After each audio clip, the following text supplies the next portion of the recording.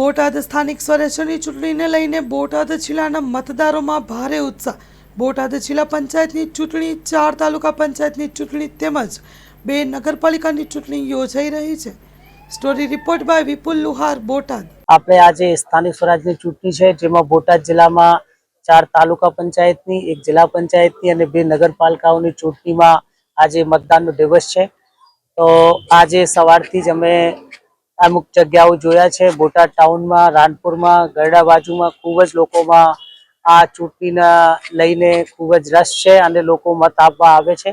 તો મારું એ જ કહેવાનું છે કે ખૂબ મોટી સંખ્યામાં મત લોકો આપવા આવે અને આપણે જે છે ખૂબ શાંતિપૂર્વક મતદાન પસાર થઈ રહ્યું છે।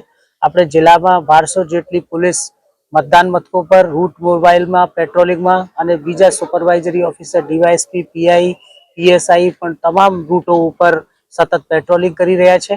અત્યાર સુધી ખૂબ શાંતિપૂર્વક મતદાન ચાલી રહ્યું છે અને હું લોકોને અપીલ કરું છું શાંતિથી મતદાન કરે અને પોતાનો મતનો ઉપયોગ કરે, પણ શાંતિથી કરે અને મતદાન જ્યારે પૂરો થઈ જાય ત્યારે શાંતિથી પોતપોતાના ઘરે જતા રહે।